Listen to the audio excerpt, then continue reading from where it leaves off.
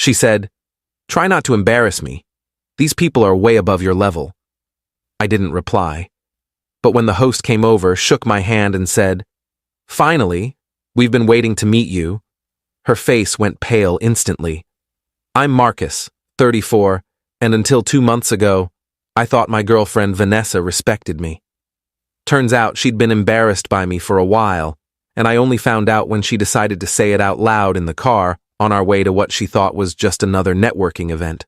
What she didn't know was that I'd been personally invited by the host, and that changed everything.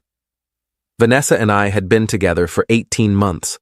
She worked in corporate communications for a tech startup, constantly networking, always climbing. I respected her ambition. She came from money, not crazy rich, but comfortable country club memberships, private school education, parents who summered in the Hamptons. I grew up middle class in the Midwest, worked my way through state school, built my career from the ground up. My work is specialized. I consult for companies on sustainable development and environmental impact reduction. It's niche, it's not flashy, and most people's eyes glaze over when I explain it. But I'm good at what I do, and I've built a solid reputation in my field over the past decade. Vanessa knew what I did, but she never really asked about the details. She'd introduce me at her events as Marcus, he does environmental stuff, and move on quickly. The incident happened on a Saturday evening in early September. Vanessa had been invited to a dinner party at the home of Richard and Patricia Carrington. The Carringtons were a big deal in her world. Richard was a venture capitalist, Patricia sat on multiple nonprofit boards, and they hosted exclusive gatherings at their estate in the suburbs. Vanessa had been angling for an invitation for months, networking her way up the chain until she finally got it. She was nervous all week, bought a new dress, got her hair done, kept asking me what I was planning to wear. I told her I'd figure it out, which apparently wasn't the answer she wanted. The day of the event, I put on a nice suit. Nothing crazy expensive, but well-fitted and appropriate. When I came out of the bedroom, Vanessa looked me up and down with this expression I'd never seen before, disappointment mixed with resignation. "That's what you're wearing?" she asked. "Yeah. Is there a problem?" She sighed. "No, it's fine, it's just—" Never mind. We got in the car. She was driving because she knew the way. About 10 minutes into the 40-minute drive, she turned down the music and said, "Marcus, I need you to do me a favor tonight." "Sure. What's up?" "Just try not to embarrass me, okay? These people are way above your level. They're not going to be interested in hearing about soil conservation or whatever it is you do. Just smile, be polite, and let me handle the conversations." I sat there in the passenger seat, stunned. Above my level? I'd been to dozens of these kinds of events with her. I'd always been perfectly polite, held my own in conversations, never made a scene. And now she was telling me I wasn't good enough for her networking friends? "Above my level?" I said carefully. "You know what I mean. These are serious people with serious money and connections. I just don't want you to—" She trailed off. "Don't want me to what?" "Don't want you to talk too much about your work or your background. It doesn't fit with this crowd." I didn't respond, just stared out the window for the rest of the drive, while Vanessa filled the silence with nervous chatter about who would be there and what connections she hoped to make. I was processing the fact that my girlfriend was ashamed of me. Here's what Vanessa didn't know. Richard Carrington had personally reached out to me 3 weeks earlier. His company was looking to pivot toward sustainable investing, and someone on his team had recommended me as a consultant. We'd had 2 phone calls and a video meeting. He'd invited me to this dinner specifically to discuss a potential partnership and to introduce me to some of his colleagues in a more casual setting. I'd mentioned to him that my girlfriend had also been invited, and he'd seemed pleased about that, said it would be nice to meet her. I hadn't told Vanessa about any of this because the project was still in early discussions, and I didn't want to jinx it. Also, honestly, I liked keeping my professional life separate. She'd never shown much interest in the details of my work anyway. We pulled up to the Carrington estate around 6:45 p.m. It was impressive. Massive house, manicured grounds, valet parking. Vanessa checked her makeup in the car mirror one more time, then looked at me. Remember what I said. Just follow my lead. We walked up to the front door. A server greeted us and led us through to the back terrace where about 30 people were mingling with drinks. I scanned the crowd and spotted Richard almost immediately. He was talking to a small group near the bar. He caught my eye and his face lit up. He excused himself from his conversation and walked straight over to us. Vanessa straightened up, put on her networking smile, and extended her hand. Mr. Carrington, thank you so much for... Richard walked past her extended hand and grabbed mine, shaking it enthusiastically. Marcus, finally. We've been waiting to meet you in person. Patricia's been excited all week. She read your proposal and had about a dozen questions. I watched Vanessa's face go completely pale. Her hand was still awkwardly extended in the air before she slowly lowered it. It's great to finally meet you too, Richard, I said. Thanks for the invitation. Are you kidding? Having you here is the whole point of tonight. Well, one of the points anyway. He finally seemed to notice Vanessa. And you must be Vanessa. Marcus mentioned you'd been invited. Wonderful to meet you. Vanessa shook his hand, but I could see her brain short-circuiting. You two know each other? Oh, we've been in talks for a few weeks now, Richard said. Didn't Marcus tell you? We're potentially bringing him on as the lead consultant for our new sustainable investment initiative. His reputation in the field is stellar. We're lucky he's even considering working with us. I watched Vanessa's networking smile freeze on her face. He didn't mention that. Well, he's modest, which is refreshing in this industry, Richard said, clapping me on the shoulder. Come on, let me introduce you to Patricia and some of the others. Vanessa, feel free to grab a drink and mingle. The food should be out shortly. He steered me away toward a group on the other side of the terrace. I glanced back once to see Vanessa standing there, still frozen, holding her purse with white knuckles. Update 1. The dinner party was surreal. Richard introduced me to at least 15 people, all of whom knew who I was or had heard about the project. Patricia Carrington cornered me for 20 minutes, asking detailed questions about carbon offset strategies and ESG compliance. A woman named Jennifer, who ran a major investment fund, asked if I was taking on new clients. Vanessa spent most of the evening trying to stay close to me, laughing a bit too loudly at things I said, touching my arm possessively whenever another woman talked to me. The transformation was obvious and uncomfortable. 2 hours earlier, she'd told me I was beneath these people. Now she was clinging to me like I was her ticket to the inner circle. During dinner, a formal sit-down affair with assigned seating, I ended up between Patricia and a guy named David, who owned a green energy company. Vanessa was seated 4 spots down, next to someone's husband who apparently worked in insurance. I could see her straining to hear my conversations, trying to catch pieces of what I was discussing. After dessert, Richard stood up and clinked his glass. I want to thank everyone for coming tonight. As some of you know, Patricia and I are making some exciting changes to how we approach our investments, focusing more on sustainability and long-term environmental impact. We've been fortunate enough to connect with Marcus Reeves, who many of you have had a chance to talk with tonight. Marcus is going to be helping us navigate this transition, and we're hoping some of you might be interested in similar initiatives. But enough business talk. Let's enjoy the evening. People clapped politely. Several looked at me with new interest. Vanessa looked like she might be sick. The party wrapped up around 10:30 p.m. As we were leaving, Richard pulled me aside. Marcus, let's set up a meeting for next week to finalize the contract details. I think this is going to be a great partnership. Sounds good. I'll have my assistant send over sometimes. Perfect. And bring Vanessa by for dinner sometime, just the 4 of us. Patricia really enjoyed talking with her. I glanced over at Vanessa, who was standing by the door, looking small and anxious. Sure, that sounds nice. The drive home was silent for the first 15 minutes.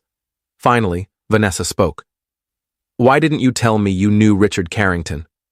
You never asked about my work, I said simply. That's not fair. You specifically didn't tell me about this. I didn't tell you because it was still being discussed and I don't like to talk about projects until they're finalized. Also, frankly, you've never seemed interested in the details of what I do. She was quiet for another minute. Then, I'm sorry about what I said in the car earlier. I was nervous, and it came out wrong. It came out exactly how you meant it. You were embarrassed by me. You thought I wasn't good enough for your networking friends. I didn't mean it like that.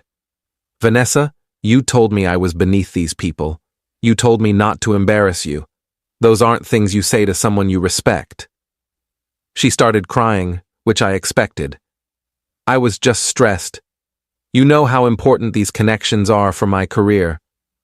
And you assumed my career was less important, less impressive, that I was just some guy who talks about dirt, who you had to drag along to fancy parties. I don't think that. Yeah, you do. You've always thought that. Every time you introduce me as Marcus, he does environmental stuff and change the subject. Every time you've cut me off when I'm talking about my work because you think it's boring, every time you've picked what I wear because you don't trust me to dress appropriately, you've been managing me like I'm a liability. She cried harder. I'm sorry. I really am. I didn't realize how it was coming across. The problem isn't how it came across. The problem is, that's actually how you feel. We drove the rest of the way in silence. Update 2. I didn't break up with Vanessa that night, but something fundamental had broken. Over the next week, she tried to fix things, suddenly interested in my work, asking questions about the Carrington project, wanting to know about my other clients. It felt performative, like she was trying to prove she cared now that she knew my work was impressive by her standards. The weirdest part was how her friends started treating me. Vanessa had obviously told them something, because suddenly I was getting LinkedIn requests from people in her network. At a happy hour we went to with her coworkers. People who'd barely acknowledged me before were asking about my consulting work and whether I was taking on new projects. Vanessa started introducing me differently. Instead of, Marcus, he does environmental stuff, it became, Marcus, he's an environmental sustainability consultant working with some major firms. She'd mentioned the Carrington project casually in conversations, positioning herself adjacent to my success. 2 weeks after the dinner party, we had our first real fight about it.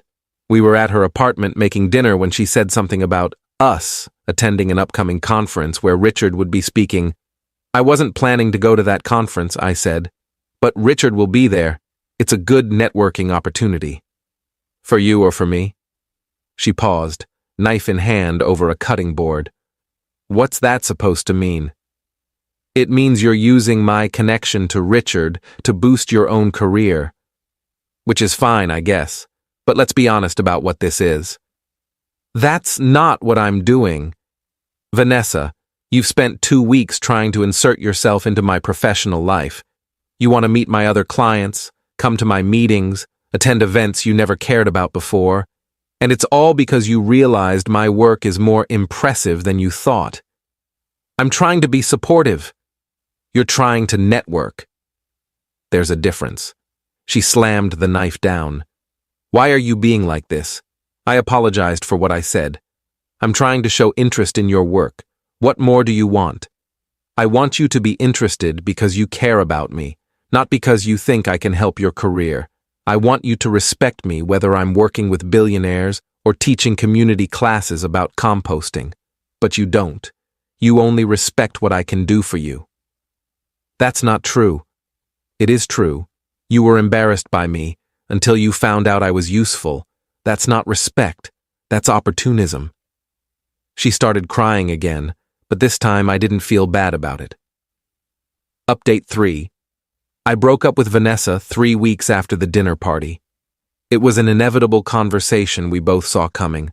She tried to convince me we could work through it, that she'd learned her lesson, that she really did respect me now. But it didn't matter. I couldn't unring the bell. I couldn't forget how she'd looked at me in the car, how she'd told me I was beneath her colleagues, how her respect was conditional on my usefulness. The breakup was messy. She was angry and hurt, told me I was being unforgiving and holding a grudge. Maybe she was right. But I didn't want to be with someone who had to learn to respect me, who only valued me after discovering I had impressive connections. I ran into Richard about a month after the breakup at a lunch meeting downtown. He asked how Vanessa was doing, and I told him we'd split up. "Ah, I'm sorry to hear that," he said. "Though between you and me, Patricia didn't think she was right for you." "Why's that?" "She said Vanessa seemed more interested in who you knew than who you were. Patricia's pretty good at reading people." I thought about that a lot over the following weeks. Final update. It's been 4 months since the dinner party. The Carrington project is going well. We've expanded it beyond the initial scope, and I've brought on 2 other consultants to help. Richard's introduced me to several other potential clients, and my business has grown significantly. I hired an assistant and moved into a nicer office space. I saw Vanessa once, about 6 weeks ago, at a professional event. She was with some guy in a suit, probably another networking opportunity. She saw me across the room and her face went through several emotions: surprise, embarrassment, something like longing. I gave her a polite nod and turned back to my conversation. Later that night, she texted me, "It was good to see you. I've been doing a lot of thinking. I really did learn from what happened between us. I'm sorry I didn't appreciate you when I had the chance." I didn't respond. There wasn't anything to say. I've been dating someone new for the past month. Her name is Claire. She's a middle school science teacher, and she thinks what I do is cool because she loves teaching her students about environmental issues. She asks questions because she's genuinely curious, not because she's trying to leverage my connections. She introduced me to her friends as Marcus, he's amazing, not as Marcus, he works with important people. The difference is everything I think about that car ride sometimes. Vanessa telling me I was beneath her colleagues, warning me not to embarrass her. At the time, it crushed me. Now I see it as one of those clarifying moments where someone's true feelings slip out, and you can't pretend you didn't hear them. Richard asked me recently if I'd learned anything from the whole experience. I told him I learned that you can't build a relationship with someone who doesn't respect you when you're not useful. He nodded and said, "That was a lesson a lot of people never learn. I'm grateful I learned it at 34 instead of at 44 or 54, married with kids, and a decade deeper into something built on conditional respect." The Carrington dinner party will always be this weird, perfect moment in my memory, the moment my girlfriend's mask slipped and I saw exactly what she thought of me, followed immediately by the moment she realized she'd been catastrophically wrong. Sometimes karma works quickly. I don't take pleasure in Vanessa's embarrassment that night, but I also don't regret how it played out. She needed to understand that the person she thought was beneath her was actually doing just fine without her validation, and I needed to understand that I deserve someone who respects me on my worst day, not just when I'm impressing her friends.